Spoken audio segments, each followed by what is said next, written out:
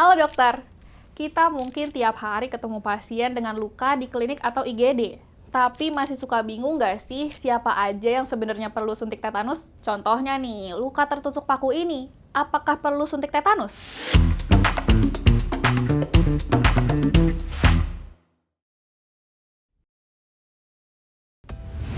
Siapa yang langsung jawab perlu? Alasannya karena luka kotor dan paku takut berkarat. Nanti dulu. Ingat ya dok, penilaian awal untuk menentukan apakah pasien perlu disuntik tetanus bukan dari luka bersih atau kotor maupun karena paku berkarat. Tapi tentukan dulu riwayat status imunisasi tetanus pasien. Oke. Tetanus yang disebabkan oleh bakteri Clostridium tetani memang suka banget sama tanah, kotoran, dan karat. Jadi, luka kotor itu sama aja kayak alarm merah. Tapi, luka bersih juga bisa loh beresiko tetanus. Jadi, siapa yang wajib suntik tetanus? Pertama, selalu mulai dengan ngecek status imunisasi tetanus pasien terlebih dahulu. Kalau pasien udah menyelesaikan imunisasi dasar dan pernah mendapatkan booster dalam 5 tahun terakhir, maka nggak perlu diberikan vaksin tambahan, baik lukanya bersih maupun kotor. Setelah itu, baru deh kita lihat kondisi lukanya.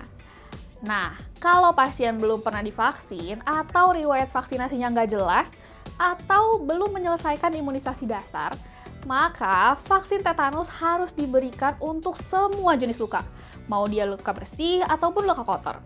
Untuk luka bersih, vaksin tambahan nggak diperlukan kalau pasien udah lengkap imunisasi dasarnya dan booster terakhir masih dalam 10 tahun terakhir. Sedangkan untuk luka kotor, vaksin tambahan juga nggak diperlukan apabila pasien sudah lengkap imunisasi dasar dan booster terakhir masih dalam 5 tahun terakhir. Oh iya, udah tahu belum kalau sekarang Alamedica terbuka untuk mahasiswa loh? Banyak artikel kesehatan mulai dari CMI, penyakit, obat, tindakan medis, sampai ke jurnal-jurnal yang bisa kamu baca. Tunggu apa lagi? Yuk download dan daftar sekarang! Suntik tetanus bukan cuma ATS ya dok, ada juga HTIG atau Human Tetanus Immunoglobulin yang sekarang dianggap lebih aman. ATS berasal dari kuda, sedangkan HTIG ya tentu aja dari manusia. Jadi, mana yang sebaiknya kita pilih? ATS atau anti-tetanus serum mengandung antitoksin dari kuda yang sudah di-hyperimmunize. Kerjanya menetralkan toksin sebelum sampai ke saraf. Tapi efek sampingnya bisa berat, serum sickness, bahkan anafilaksis. Makanya sekarang HTIG jadi primadona. Untuk dosis praktisnya, kalau lukanya masih baru atau akut biasa, cukup berikan 1.500 IU secara IM. Tapi kalau lukanya sudah lebih dari 24 jam, dosisnya jadi 3.000 IU IM.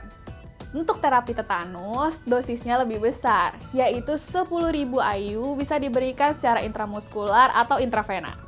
Dan jangan lupa, vaksin tetanus toksoid atau TT tetap harus diberikan. Pakai spuit dan lokasi suntikan yang berbeda ya. Sebelum pemberian ATS, jangan lupa lakukan skin test. Kalau untuk HTIG, skin test nggak diperlukan karena resiko reaksi alerginya jauh lebih rendah. Suntikan 0,2 ml subkutan, lalu tunggu selama 30 menit. Kalau will-nya lebih dari 1 cm atau muncul reaksi sistemik, jangan berikan ATS dan ganti dengan HTIG. Setelah suntik, pantau lagi selama 30 menit. Kalau aman, pasien boleh pulang. Tapi ingat, serum sickness bisa muncul di hari ke-5 sampai hari ke-21. Gejalanya demam, nyeri sendi, dan urtikaria. Kalau pasien punya riwayat alergi terhadap protein kuda, itu jadi kontraindikasi ya. Untuk pasien yang sedang hamil atau menyusui, sebaiknya dihindari dulu. Cukup berikan vaksin TT saja. Dan hati-hati juga dengan interaksi obat. Jangan diberikan bersamaan dengan imunosupresan seperti kortikosteroid atau obat sitotoksik.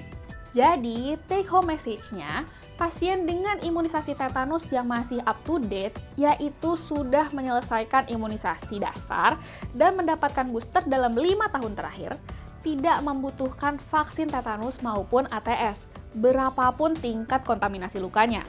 Kalau tersedia, utamakan pemberian HTIG. Kalau nggak ada, baru deh pakai ATS sebagai alternatif. Selalu lakukan skin test sebelum suntik ATS, berikan vaksin TT, dan edukasikan pasien yang nggak up to date dengan imunisasi tetanus dan mengalami luka kotor untuk segera ke dokter. Jangan lupa untuk like dan share video ini ke teman-teman sejawat lainnya. Subscribe juga ke channel Alomedica dan nyalain lonceng notifikasinya supaya dokter bisa selalu up to date sama video-video Alomedica selanjutnya. Jadi dokter andal dalam genggaman, salam Alomedica!